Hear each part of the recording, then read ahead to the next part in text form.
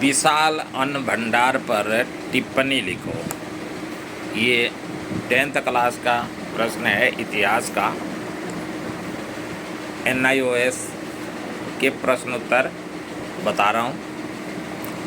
विशाल अन्न भंडार के ऊपर टिप्पणी लिखो। या प्रश्न बन सकता है कि विशाल अन्न भंडार का टिप्पणी लिखो।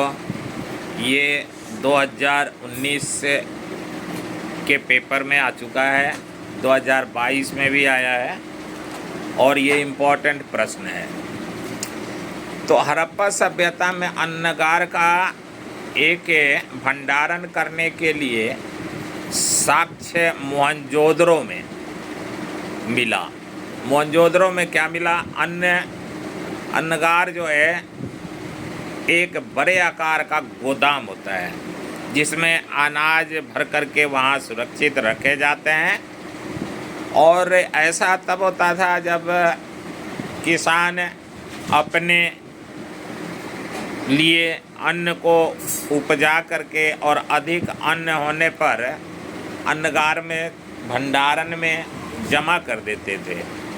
और जब भंडारण में जमा करते थे तो अन्न जमा करके रख लेते थे और समय पर अन्नगार से निकाल करके और भोजन के लिए या फिर बीज के लिए निकालते थे।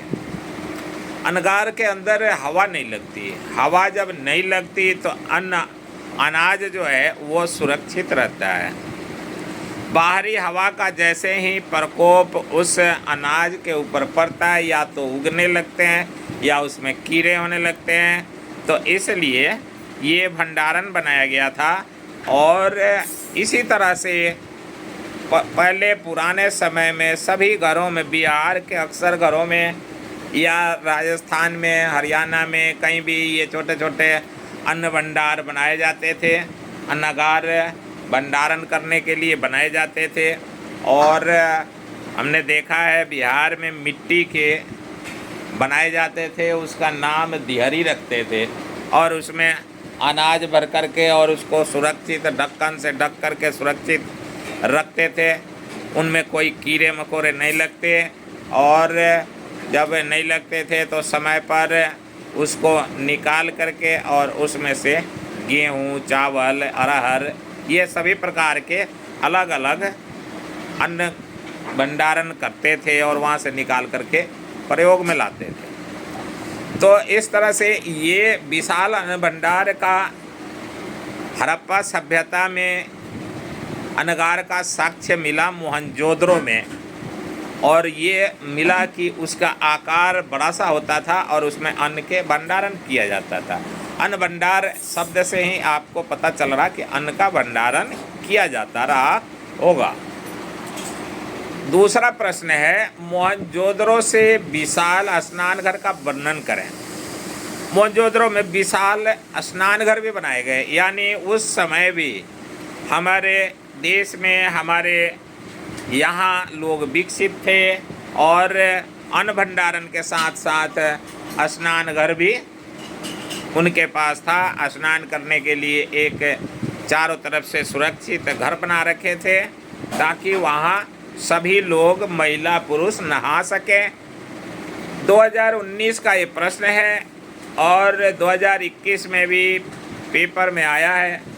हड़प्पा सभ्यता के स्नानघर जो होते थे वो साक्ष्य मोहनजोदड़ो में मिला। और मोहनजोदड़ो में जब मिला, स्नानघर का आकार 12 मीटर लंबा, 7 मीटर चौड़ा और 2.5 मीटर गहरा था। स्नानघर के चारों ओर कमरे और बरामदे थे। स्नानघर घर को भरने के लिए कुआं भी था। स्नानघर में जब हम जाएंगे तो उसमें पानी की आवश्यकता होगी, तो उसको भरने के लिए कुएं से पानी निकाल करके स्नानघर के टंकी में भरी जाती हो। और वहाँ जाने के बाद जब हम नहाते थे तो उसमें से पानी निकाल करके उसका पानी का प्रयोग करते थे और उससे नहाते थे।